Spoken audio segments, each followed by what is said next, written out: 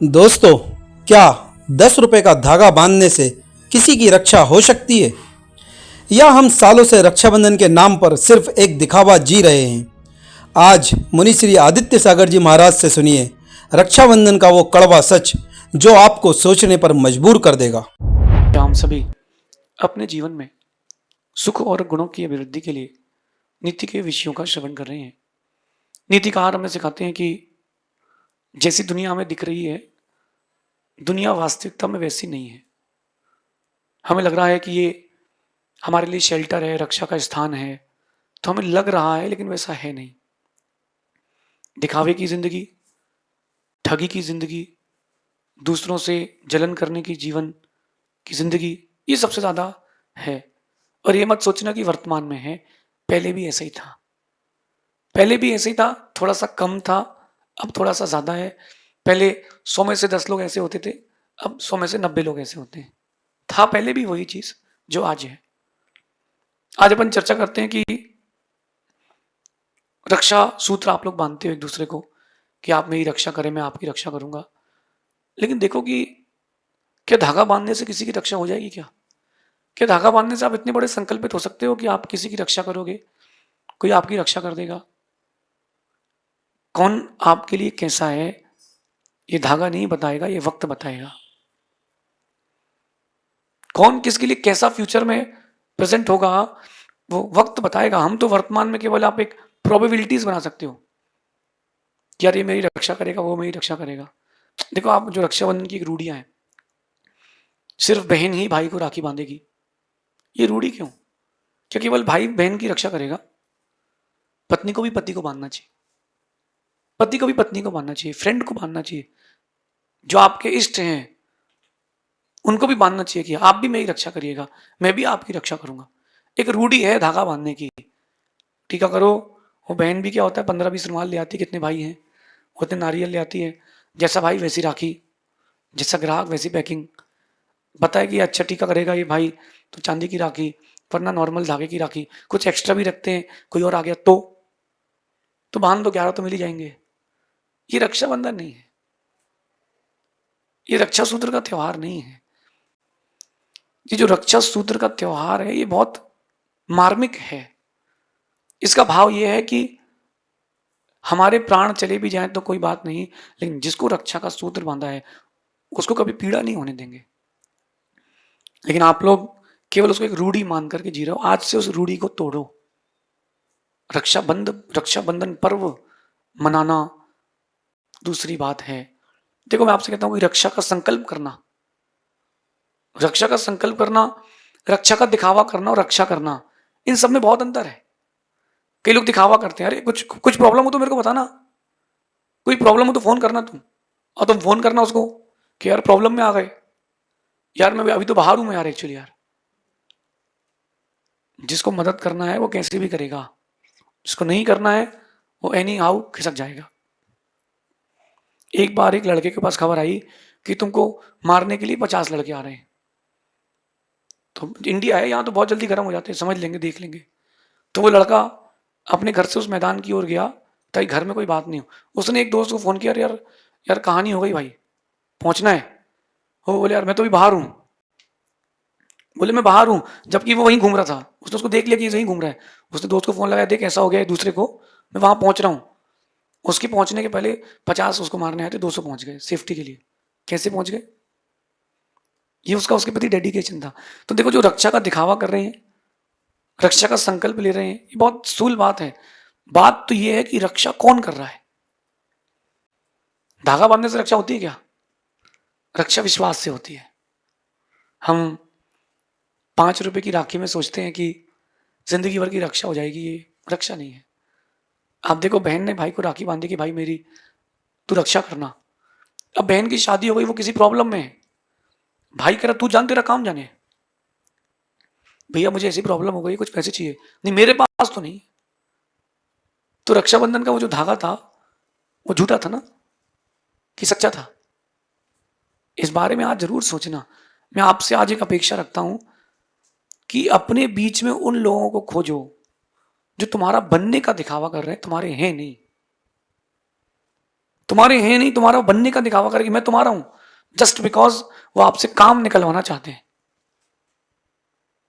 वो सिर्फ और सिर्फ आपसे काम निकलवाना चाहते हैं, और कुछ उनको है ही नहीं कि तुमसे काम निकला और तू जान तेरा काम जाने। ऐसे लोगों से बहुत दूरी बना के रखें, जो संकल्प तो लेते हैं रक्षा का, दिखावा भी करते हैं रक्षा का, लेकिन करते नहीं है। चाहे वो देश के नेता हो, समाज के नेता हो, आपका ग्रुप का लीडर भी क्यों ना हो। आप देखो, जब वोट का टाइम आता है, चुनाव का टाइम आता है, नेताजी कैसे मिलते हैं आपको? हाथ जोड़ते हुए। और चुनाव जीतने के बाद आप लोग हाथ जोड़ते मिलते हो। प्रॉब्लम कहाँ है? प्रॉब्लम हमारे अंदर है कि हमने सही वक्त पर गलत व्यक्ति पर विश्वास कर लिया। हमको सही वक्त पर सही व्यक्ति का विश्वास करना था। देखो, आप नेताजी बोलते मैं आपको आश्वासन देता हूं कि आपकी रक्षा होगी, आपको कोई भी समस्या होगी, मेरे वार्ड में कोई प्रॉब्लम नहीं होगी। उसके एजेंडाज रहते हैं, करता कुछ नहीं है। ऐसे भी देश हैं जहां पर वोट देने के लिए लिमिटेड लोग हैं, इसमें अनलिमिटेड नहीं है, कुछ करोड़ की संख्या है। तो सबके पास जो सिटीजन्स हैं, उनके पास अपना पर्सनल क्यूआर कोड है। वहां का सिस्टम देखना, आपको किसी को वोट देना है, चुनाव हो रहा है, कोई चुनाव प्रचार नहीं, आप अपनी बातें डाल दीजिए कि आपको क्या करना है, आपके एजेंडाज क्या हैं। लोगों ने वोट दिया, उसकी सरकार बन गई। अगर वो अपने एजेंडाज पूरे नहीं करता है कि मैं 2 साल में करूंगा, 3 साल में करूंगा, एजेंडा पूरा नहीं होता, आप अपना वोट शिफ्ट कर सकते हो। इन 5 साल के बीच में एक टाइम पीरियड फिक्स है, आप अपना वोट शिफ्ट कर सकते हो। नेता को काम करना पड़ता है कहीं वोट शिफ्ट ना हो जाए। तो जो रक्षा की दिखावा कर रहे थे ना, उन नेताओं को भी काम करना पड़ता है। मदद करना और दिखावा करना, दोनों में अंतर है। आप देखना, मैंने बहुत नजदीक से बहुत सारे लोगों को देखा है, वो जब भी मदद करने का दिखावा करते हैं, अलग समझ में आता है। अच्छा अच्छा, क्या ये उठाना है, अच्छा ये तब तक वो उठा के ले जाएगा। क्यों? अरे बोले टाइम पास कर रहे हैं। मदद, रक्षा का दिखावा, रक्षा का संकल्प और रक्षा करना, तीनों में बहुत अंतर है। दिखावा करने वाले ज्यादा हैं, संकल्प करने वाले और ज्यादा हैं, लेकिन रक्षा करने वाले बहुत कम है। इस दुनिया में आप सलाह मांगोगे, एक नहीं 1000 लोग मिलेंगे सलाह देने के लिए। जब साथ मांगोगे हजारों से, तो कोई भी नहीं मिलेगा, क्योंकि हर कोई सेल्फिश है। हर कोई सेल्फिश है। बहुत कम भाई बहन का रिश्ता मैंने ऐसे देखा है जिसको आप कह सकते हो कि हाँ, ये भाई बहन एक दूसरे के लिए भाई बहन बने, और कई जन्मों से बनते आ रहे हैं। मैंने जो देखा, एक बहन ने अपने भाई के लिए खीर बनाई रक्षाबंधन के दिन, और बड़े रुचि से बनाई कि आज अपने भाई को खीर खिलाऊंगी। जल्दी जल्दी में उसने चीनी की जगह नमक डाल दिया। जितनी चीनी डालनी थी उतनी नमक डाल दिया। भाई अपने बिजनेस से थका आ रहा, लौटता है रात को, बहन कहती तेरे लिए खीर बनाई है, पहले खीर खा, थक गया है तू। उसने एक चम्मच खाई, उसको समझ में आ गया कि खीर गड़बड़ है, बट उसने कोई रिएक्शन नहीं दिया, क्योंकि आज उसकी बहन का दिन है। अगर उसको मालूम चलेगा कि खीर खराब हो गई है, उसके कई दिन खराब हो जाएंगे। उसने कहा राखी बंधवाई, टीका लगवाया, और पूरी एक बाउल खीर वो अकेला खा गया। उसकी बहन कहती थोड़ा सा मुझे भी दे, थोड़ा सा मुझे भी दे। टोटल इग्नोर, उसने पूरी खीर खा ली, कटोरा धो के पी गया। अगले दिन सुबह जब उसकी बहन ने खाना बनाया, तो देखती है कि मैंने चीनी का डिब्बा तो भरा है, मैंने गलती से नमक डाल दिया। एक फेस ये हो गया जो हुआ था। जो नहीं हुआ था वो देखते, जो आप लोग करते हो। उस भाई, अगर वो आप उसकी जगह होते तो आप चम्मच फेंक देते, कटोरा फेंक देते कि वाह, ऐसी खीर खिलाओगी क्या? थके हारे व्यक्ति को ऐसा खिलाओगी क्या? और 4 बातें होती, उसका दिल टूटता, क्रोध होता, प्रीति खत्म होती। उसने सेकंड ऑप्शन लिया। क्या ऑप्शन लिया? नहीं, मैं अपने कारण अपनी बहन को दुखी होने नहीं दूंगा। मैं दुखी हो जाऊंगा, नो प्रॉब्लम, नो प्रॉब्लम, मैं दुखी हो जाऊंगा, लेकिन मैं बहन को दुखी होने नहीं दूंगा। अब उसकी बहन को जब अगले दिन मालूम चला कि मेरे भाई ने इतना बड़ा सेक्रीफाइस कर दिया, वो जो बॉन्डिंग थी कितनी मजबूत हो गई होगी, क्योंकि उसके भाई ने उसके मन की रक्षा करी कि इसका मन खराब ना हो। बस यही मैं आपसे कहना चाहता हूं, रक्षा का संकल्प लें, रक्षा का दिखावा ना करें, रक्षा करें।